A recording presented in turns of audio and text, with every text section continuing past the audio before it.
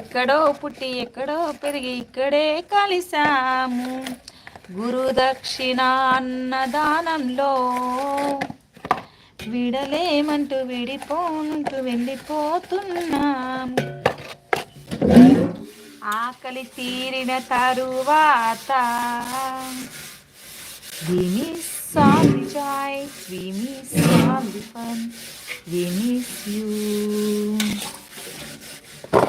నేను ముచ్చట చెప్పడం మర్చిపోయినానండి. మొన్న పోయిన వారంలో చూసినాను.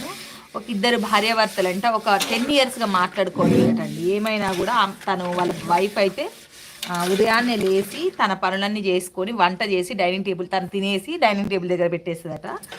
తను ఒక ఫ్లోర్లో ఉంటుంది, వాళ్ళ భర్త ఒక ఫ్లోర్లో ఉంటాడు. ఇంకా వాళ్ళ భర్త వచ్చేసి ఆయన అయితే తినేస్తాడంట, ఆ భోజనం తినేసి తన ఫ్లోర్కి తను వెళ్ళిపోతాడంట. ఇలానే కొన్ని సంవత్సరాలు అంటే ఒక 10 years పైగా జరుగుతుందంట. వాళ్ళ పిల్లలిద్దరికి కూడా పెళ్లి చేసేసిందట.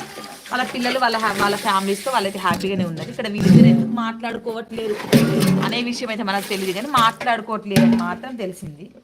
ఇంకా అలా మాట్లాడుకోకుంటుండే క్రమంలో ఇలా జరుగుతుంది. తను కూరగాయలు అవి తీసుకురావడము, వాళ్ళ భర్త కూరగాయలు అవి తీసుకురావడము, అవసరం ఉన్నవి ఇంట్లో అవసరం ఉన్నవి తీసుకురావడము, ఈమె వంట చేసి పెట్టడము, ఇలా వీళ్ళ జీవనం సాగుతూ ఉంటుంది. చాలా రోజుల తర్వాత వాళ్ళ భర్త ఒకరోజు ఈమె వండి పెట్టిన భోజనం అయితే తినలేదంట. అలా ఒక్కరోజు 2 రోజులు చూసిందట తను. అలా చూసిన తర్వాత 3 days 4 days 5 days 1 week అయిపోయిందండి. అంటే ఒక్కరోజు 2 రోజులు అంటే తను కనిపించట్లేడంటే ఎక్కడికైనా బయటికి వెళ్ళిండేమో, నేను చూడకముందే వచ్చి వెళ్ళిండేమో, బయట ఎక్కడైనా తిన్నడేమో అనుకున్నదట. ఇలా అయిపోయిన తర్వాత సరే ఒక్కరోజు 2 రోజులు అంటే బయటికి వెళ్ళడం సహజమే, ఏదైనా ఫంక్షన్లోనో ఎక్కడైనా తిన్నడేమో అనుకొని మరీ 1 week నుంచి తినట్లేడు ఏంది అనుకుందట. అలా అనుకున్న తర్వాత ఇంకా స్పెషల్స్ కూడా చేసి పెట్టిందట. అట్లా కూడా ఏం తనైతే భోజనం చేయలేదట. అయిన తర్వాత ఈ 1 week పీరియడ్ ఎప్పుడైతే కంప్లీట్ అయిపోయిందో పైన నుంచి ఒకలాంటి బ్యాడ్ స్మెల్ రావడం మొదలైందంట. అసలు ఏం జరుగుతుంది ఏంటి, తను ఏమైనా డ్రింక్ చేసి ఇంకేమైనా చేసి చికాకు చేసుకుంటున్నాడా ఏంది అని చెప్పేసి అయితే డౌట్ వచ్చి ఒక్కసారి అయితే 5th floor వాళ్ళ భర్త ఉన్న ఫ్లోర్కి అయితే వెళ్ళడం జరిగిందంట. ఇంకప్పుడు తన గుండెలు పేలిపోయినాయంట. ఎందుకంటే వీళ్ళిద్దరూ మాట్లాడుకుంటూ ఉంటే తనకి ఏమవుతుంది, ఏం జరుగుతుంది, అసలు ఏం కావాలి, ఏమి ఇబ్బంది ఉంది అనే విషయాలు షేర్ చేసుకునేవాడు కదా. అనవసరంగా పంతాలకు పోయి మాట్లాడుకోకపోవడం వల్ల ప్రాణాల మీదకి వచ్చే పరిస్థితి వచ్చిందని అయితే తను ఒక్కసారిగా బాగా బాధపడింది. అసలు ఏం జరిగిందంటే అతనైతే చనిపోయింది. భర్త చనిపోయింది. మానసిక ఒత్తిడితో ఉన్న వాళ్ళకు రోగము అది మందులు అనేవి ఉండవండి. అది ఒకలాంటి డిప్రెషన్లోకి తీసుకెళ్తుంది ప్రతి మనిషి కూడా. సో ఎవరు కూడా బంధుమిత్రులతో కానీ ఇంట్లో పిల్లలతో కానీ భార్యాభర్తలు కానీ మాట్లాడుకోకుండా అయితే అస్సలు ఉండొద్దండి.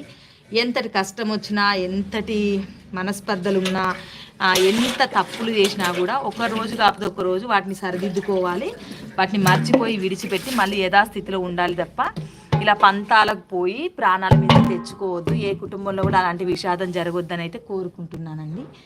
మీలో అలాంటి ప్రవర్తన కలిగిన వాళ్ళు ఎవరైనా ఉంటే కూడా మీరు సలహా ఇవ్వచ్చు, సహాయం చేయవచ్చు, ఈ ఎగ్జాంపుల్ కూడా చెప్పవచ్చు. ఎందుకంటే కలిసి ఉంటే తనకు తోడు అతను, ఆమెకు తోడుగా ఉండేవాళ్ళు. ఇవాళ ఏముంది, తను ఒంటరైపోయింది, ఇంకా తన వల్లే ప్రాణం పోయిందనే దుఃఖం కూడా మిగిలింది. సో ఎవరు కూడా అట్లా ఉండకూడదు నేను కోరుకుంటున్నా.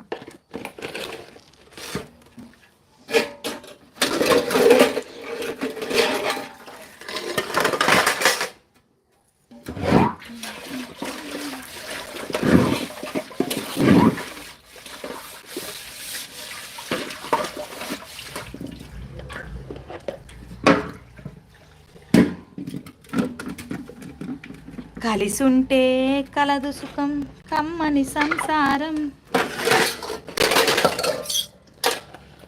దీంతన నానా దీంతన నానా. వస్తారా మా ఇంటికి